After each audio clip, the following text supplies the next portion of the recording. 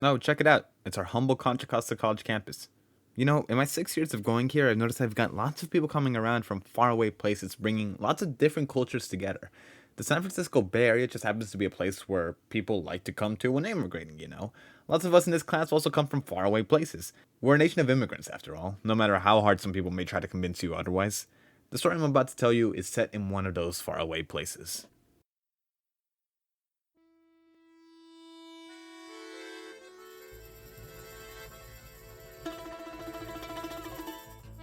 Hey, New York City. That's pretty far away, right? I mean, you don't get to see this little lady all that often. This isn't actually where I'm taking you though, but thinking about it, isn't New York City also a pretty famous place for immigrants to arrive to? At some point, more Puerto Ricanos lived here than in Puerto Rico. The story of immigration sounds kind of universal to everywhere in this country, but no, this isn't where I'm taking you. We're going somewhere way further away than this.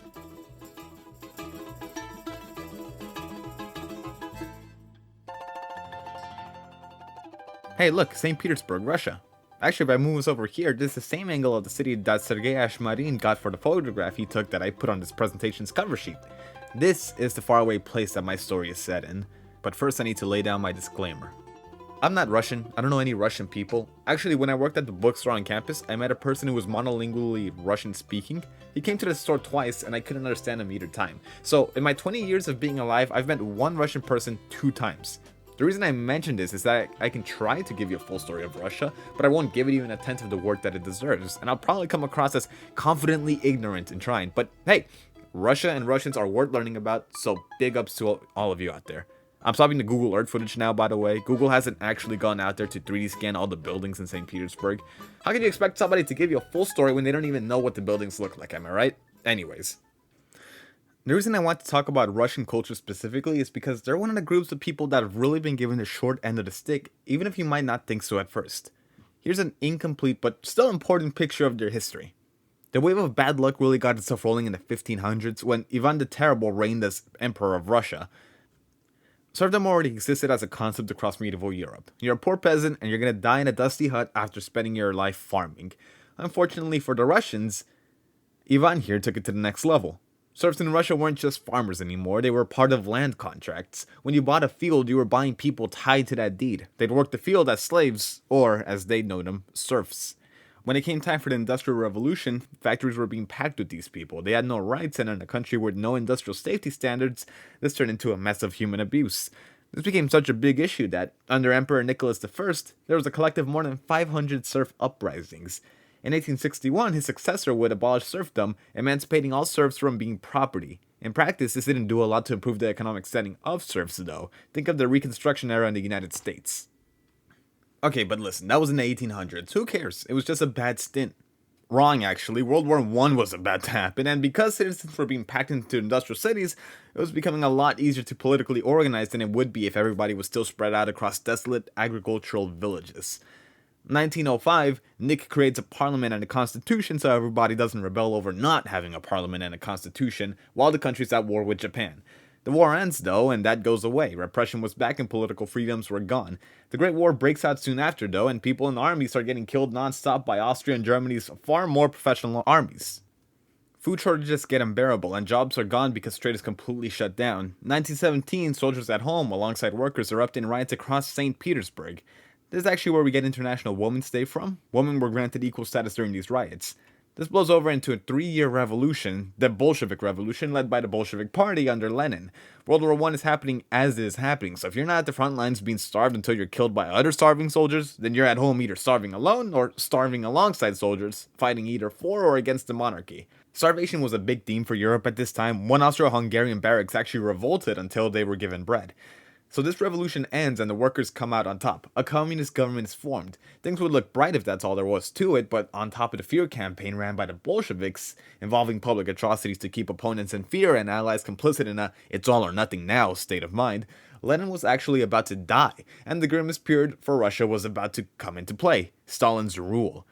A megalomaniac so powerful that he's credited for the Great Purge. All dissidents of the government across the country and all opponents to him within the government, even if they were just perceived by him to maybe be opponents, were killed and tortured. Loyalty to the Communist Party, what the Bolsheviks converted into, was mandatory. Free speech was gone, and so was freedom of religion. That, combined with the fact that the Communist Party didn't know how to farm food and was strictly in charge of literally all the food in Russia, meant that while you were scared to death that you could be killed at any moment by them, you probably also didn't have any bread on the table to get your mind off things.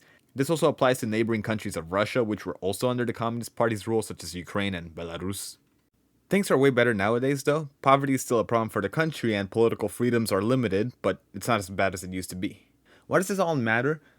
Cultures are long-lasting, ever-changing things. Iranian people have mostly been speaking Farsi for thousands of years.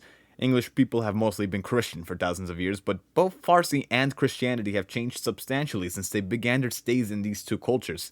Seminal moments in history can change the path a culture takes, even if it's by a slight amount. Today, as David Livermore, PhD in international education, describes, Russia is within the Eastern European cluster, a region wherein values are broadly not so dissimilar, even if the specifics within the cultures are. He describes this cluster as being competitive, collectivist, and with a high social distance between those not in charge and those who are. It's not a stretch to say that the last 100 years of this culture's time have had a great impact on its values. Under serfdom's uprisings, it was everybody working together to rebel against the government and corporations. Under Stalin, though, anybody could be an enemy. You could be reported for anti-Soviet thought by your neighbors. As Livermore specifies, this collectivism born in Russia isn't grand scale. It's per family. I don't think it's a stretch to believe that Stalinism made having friends outside of your immediate family scary.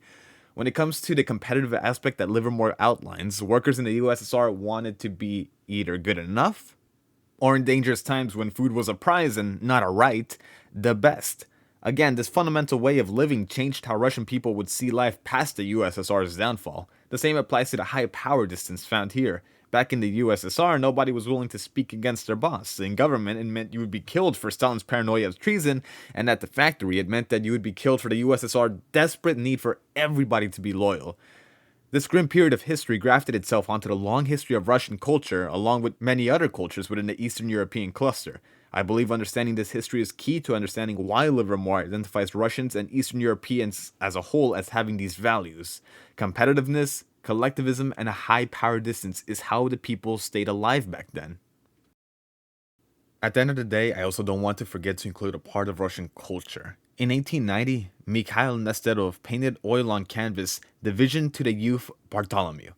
It depicts Saint Sergius of Radonish as a child meeting a spiritual elder who would give him a piece of holy bread and pray for his ability to learn from books. From that encounter on, Bartholomew would be able to read and start his studies of the Holy Scriptures. The painting is considered the beginning of the Russian symbolist movement, wherein artists would create art with powerful, deep meanings to themselves, full stories that only they could understand fully. This painting, in line with that, depicts in the background one of Nesterov's favorite places in Radonish. It had his personal story, which he shared with the rest of Russia. To that effect, he's quoted in saying this: "I won't be the one who lives. Youth Bartholomew will. If in 30 and 50 years after my death, he will still be telling people something, that means he is alive, which means I am alive." Every person has a complex story. We all have fixations, places of comfort, and ways of being unique to ourselves. It's important to understand that everybody foreign to you has a story equally complex as your own. Nobody knows your full story, and you don't know anybody else's full story. But cultures bind our similarities together and propel them far into the future, far past our own individual selves. We make up larger stories together. Today, Nestorov caught a glimpse of life in our coast, so far away from Radonish, even if he's been dead for 79 years. As for Sergej Marin, though, the person who took the photo at the beginning of this video, you can't find him up to date on the internet anymore. Google took down the website that hosted his photography. He still lives on the internet through the Internet Archive, though, but to have your largest collection of works removed by some corporate executives across the planet? I mean, as a Russian, you've probably gotten used to the bad luck by now.